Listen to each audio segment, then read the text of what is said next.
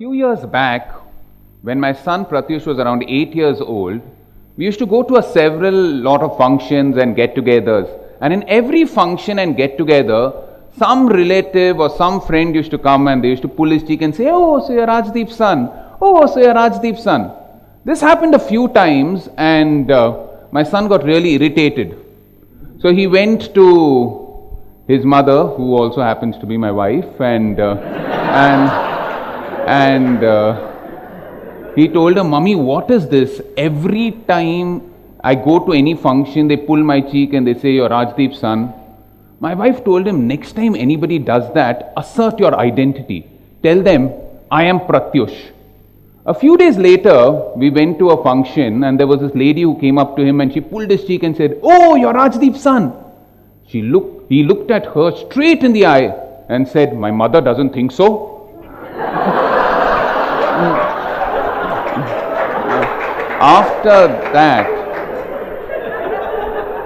After that, every function I went to, before a relative could even come near him, I used to blurt out, "I'm Pratyush's father, I'm Pratyush's father." Thank God he's not in the hall today. I didn't know whether life was a success or an illusion that day, but whatever it is. Anyway, a wise man had once said that the greatest struggle of mankind is the greed of becoming somebody and the fear of being nobody.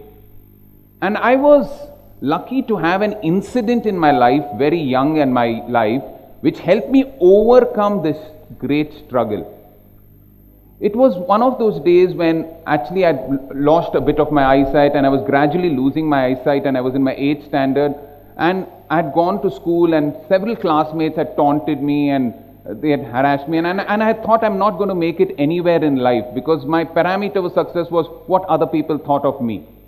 And when I went home, I was crying bitterly when I felt a warm hand on my shoulder. I turned back and it was my dad. My father told me something which turned my life upside down. He told me, "Rajdeep, don't keep your dreams in your eyes. They will wash away as tears. Keep them in your heart so that each heartbeat reminds you to achieve those dreams."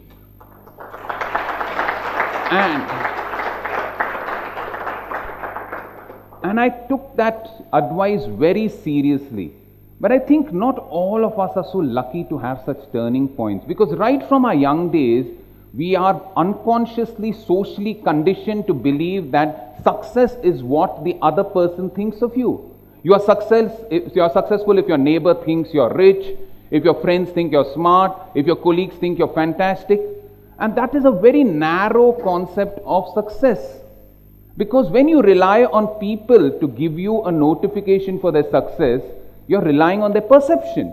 And their perception can be very, very flawed. A story is told of a MSc agricultural engineering graduate who went to a village and he saw a farmer resting under a tree. And he went to the farmer and he screamed, "Your methods of cultivation are absolutely outdated. If the apple tree under which you're sleeping gives even 10 kgs of output, I will be surprised." The farmer looked at him and said, "Even I'll be surprised, young man, because this is a mango tree." So you know that perceptions can be very, very flawed. In fact, in the Buddhist teachings, there are two types of happiness: absolute happiness and relative happiness. Absolute is the intrinsic happiness which comes from within. And relative happiness is the happiness which comes because of the external circumstances and your material success. If I were to correlate that to success, I would say there are two types of success. Absolute success is what you believe to be successful, and your relative success is what other people think you to be successful, the other people's opinions about you. And I tell you, today the entire world is spinning around this relative success. So today I'm going to give you 3 principles to come out of this trap of relative success. Now, the first principle is a principle which was taught to me by my teacher when I was in my 8th grade. What happened was, I had backed out of a debate contest, and I went up to my teacher and I told her, "Ma'am, I'm not going to take part in the debate contest." She asked me, "Rajdeep, why?" I told, "Ma'am, hundreds of students who are going to judge me on how I'm going to speak, so many teachers. I'm feeling very nervous, ma'am. I'm not going to take part. She asked me, she told me, Rajdeep, when you were small and when you were learning to walk, did you ever bother when you fell down and people laughed at you? And I scratched my head and I thought, when I was small and I was learning to walk, when I fell down, it didn't matter to me whether people laughed or not. I just brushed myself and walked on. I told, no, ma'am, I wasn't bothered. She told me, Rajdeep, that's the problem. When you were small, you judged yourself by what you thought of yourself. But as you keep getting older, you start judging yourself by what other people think of you rather than what you think of yourself. I told, that's okay, ma'am, but I'm not taking part in the debate contest. She told me, Rajdeep, let me give you a 2-word mantra. I told, what is that 2-word mantra, ma'am? She told, the 2-word mantra which you have to remember all your life is so what? I told, what do you mean by so what, ma'am? She told, Rajdeep, when you laugh, you fear appearing a fool. So what? Fools have a lot of fun. When you cry, you fear appearing sentimental. So what? At least you let out your emotions. When you hope, you fear disappointment. So what? At least you saw the brighter side of life. When you try, you fear failure. So what? At least you made an attempt. But the greatest fear of all is the fear to risk nothing. For the person who risks nothing, does nothing, is nothing and becomes nothing. Remember the 2 words, so what?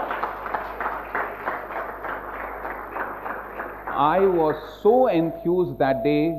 I went for my debate contest and I spoke only 2 words, so what? And I lost the debate contest. But once those 2 words got internalized in my psyche, I rarely lost a debate contest after that. And this principle has helped me for good stead for so many years. I remember when I was trying for a job for the first time, I went to a college and they refused me. They said, you can't teach, you're blind, you'll never be able to control the class, you won't be able to take the attendance. And I said, oh my God, the first college refused, the second college refused. I said, I'm going to set my deadline for 5 colleges. I went for 5 colleges and all of them refused me a job. What do you think I did? I extended my deadline. I told I'll try for 10 colleges by telling the principal, so what? I was rejected 16 times and on the 17th time I got the job. All because I said, so what? I remember walking down a road and I felt a soft lump on my feet. And before I could realize, I felt I was being elevated. And somebody shouted, hey, you're sitting on a cow, man. I got so shocked. All the neighbors were screaming, you're sitting on a cow. I didn't say holy cow. I said, so what? I remember going with my wife to a crowded marketplace and then suddenly she got lost. What do you think I said? I said, thank God.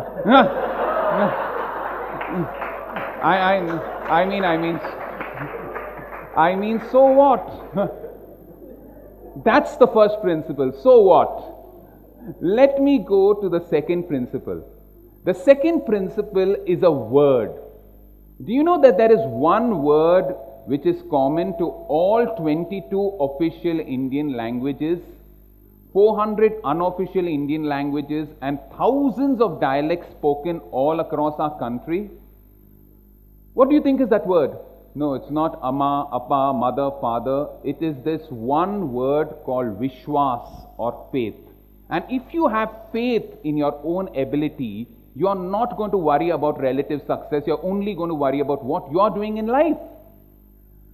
A folk tale is told of a boy who went to a village and he saw a wasteland there and he decided to make that wasteland into a beautiful garden. He worked for 6 months continuously, cultivated the best of seeds and flowers, and after 6 months that entire wasteland was converted into a beautiful garden.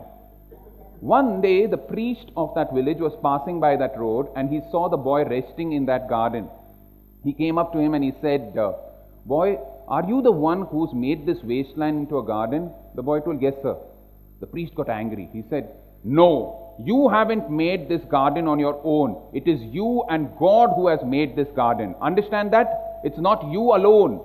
It's you and God who has converted this wasteland into a garden. The boy very humbly smiled at that man and said, "Sir, you should have seen this place when God was working on it alone." That is faith in your own ability, and that can help you come out of this trap of relative success. Now let me tell you the third principle. The third principle is a principle which is called the 20-40-60 rule. The 20-40-60 rule was given by the actress Shirley MacLaine. The rule goes something like this. At 20, at the age of 20, you keep worrying about what other people are thinking of you. At 40, you stop worrying a little bit about what other people are thinking of you. And at 60, you come to the great realization that nobody was actually thinking of you.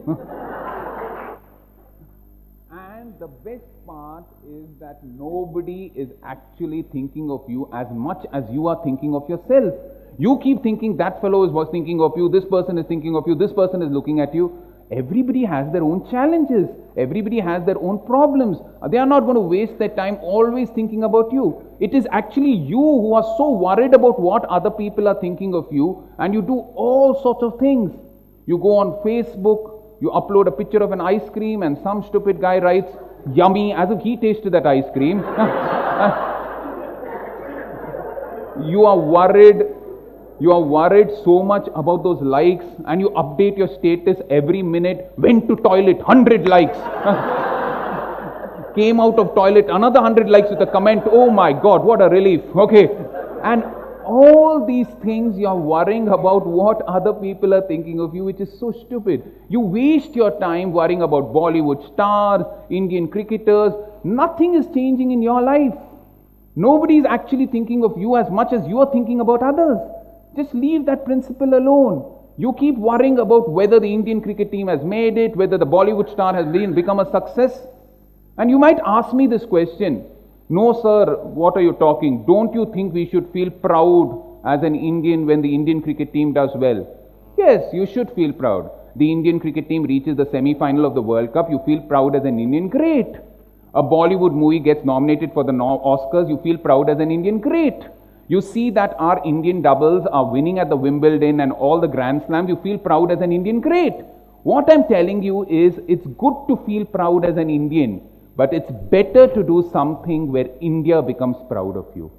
It's good to feel proud as an Indian, but it's better to do something where India becomes proud of you. And India can never become proud of you if you rate your success only by the parameter of what other people think of you. Change your parameter of success to an absolute success instead of a relative success. So what were the three principles? So what? Faith and the 20-40-60 rule.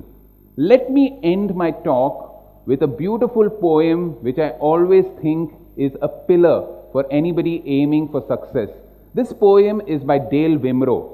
It goes like this: "When I win for my struggle for self and the world makes me a king or queen for a day, just go and look at the mirror and see what that person has to say. For it's not your family, friends or teachers whose judgment on you must pass. The verdict that counts most in your life is the person looking back from the glass. Thank you.